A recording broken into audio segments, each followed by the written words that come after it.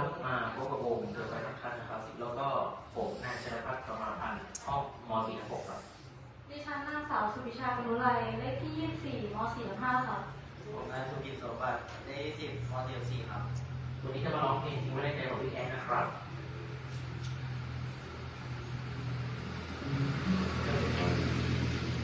คิดครับ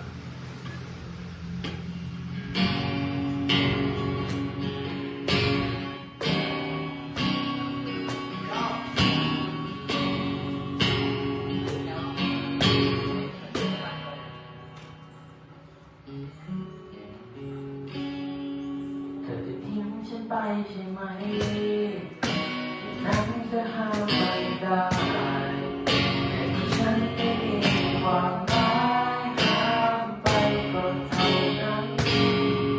แต่ที่ขอร้องเธอทุกครั้งว่ารักที่ฉันเคยให้จะเอาไว้ที่เธอได้ไหมแม้เธอจะไม่ต้องการไม่ต้องเอาไปให้มันไกลสายตาไม่ต้องเอาไปไหนให้เธอทิ้งไว้อยู่ในใจเธอแล้วกันรักที่หนึ่งจากฉันทิ้งมันไว้ที่เก่าเอาไว้ที่เดิมเพื่อวันหนึ่งหากเธอต้องไปหรือใครเธอยังเหลือฉันอยู่ให้รู้ว่าเด็กนั้นมีฉันอยู่ในใจ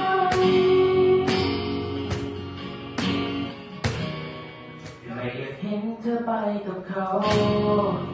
อย่ารั้งเอาไว้ให้ได้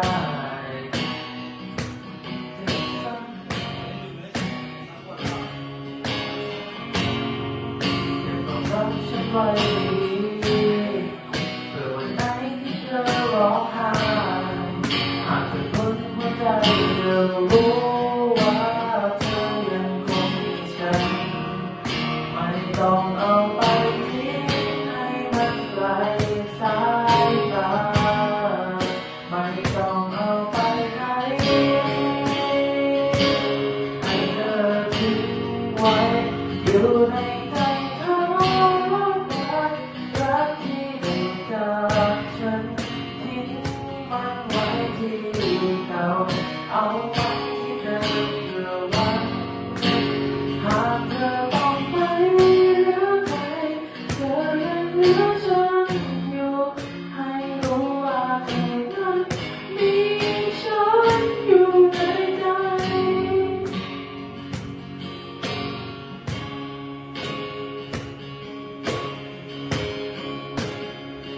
ให้เธอทิ้งไว้อยู่ในใจเธอแล้วกันรักที่ได้จากฉันทิ้งมันไว้ที่เก่าเอาไว้ที่เดิมเพื่อสักวันหากเธอต้องไปหรือใครเธอยังเหลือฉันอยู่ให้รู้ว่าเธอนั้นมีฉันอยู่ในใจรักที่ได้จากฉันใจที่ฉันเคยให้เอาไว้ที่เธอได้ไหมทิ้งไว้ในหัวใจแม้ว่าเธอไม่รัก